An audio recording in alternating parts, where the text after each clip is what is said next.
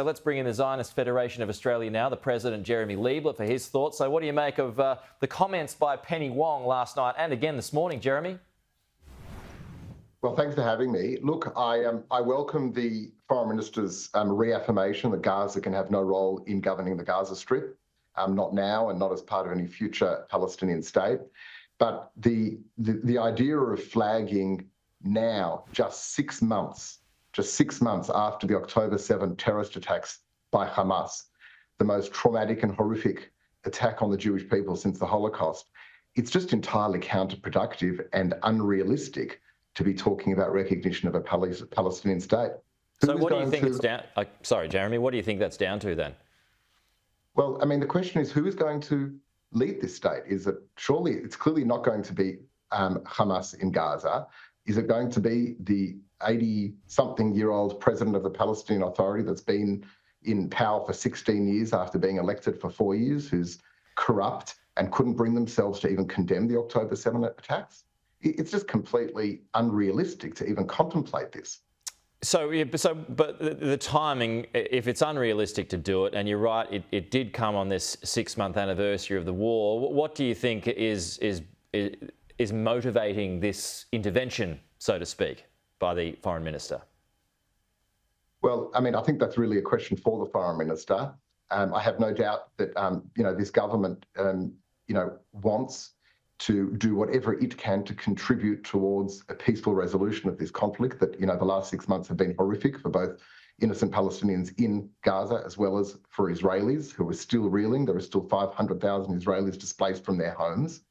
But I can't comment on the government's motivations. That's a question for them. Sure. What I can say is that the idea now of even flagging this, I can only see this as a reward for the Hamas terror attacks. That's how this will be interpreted.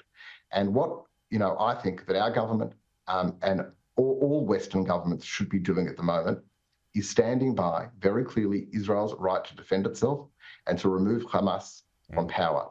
For those that want a two-state solution, and I want a two-state solution, Peter, the Jewish community wants a two-state solution. Okay, so very good, because I was going to ask you that very question just then. So now that you want a two-state solution, but I mean, is that realistically going to be achieved? And where are the lines? Are you going back to 1967's map here?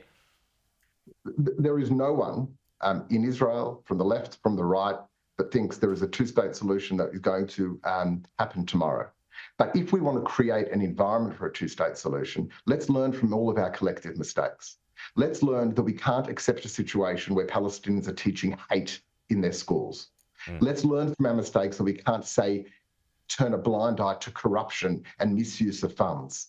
Let's ensure that the hate in the textbooks are removed and that the Palestinian Authority stops paying the families of terrorists and suicide bombers and describing them as martyrs. Do you think, sorry, Jeremy, I'm just almost out of time, so I'm just trying to squeeze in here. Do you think if there is a two-state solution, if it is achieved, and remembering here that Hamas does not recognise Israel's right to exist, do you think that view would change if it had its own state? Hamas is a genocidal terrorist organisation in the same ilk as ISIS or the Taliban. There is no role, and to the government's credit, the Foreign Minister has acknowledged and made it clear that Hamas can have no role in the future of any Palestinian state or even in governing Gaza, and she's 100% right about that. What we do need to do to create an environment for a two-state solution at some point in the future is cultivate the next generation of moderate Palestinian leaders that are prepared to accept Israel's right to exist alongside a future Palestinian state. Until we have that, until we have basic freedom of speech, democratic elections within the Palestinian areas, all we will be doing is supporting Palestinian dictatorships to oppress their own people and continue the conflict with Israel. Jeremy Leibler, we will leave it there. Thanks for your time, though. We'll talk to you soon.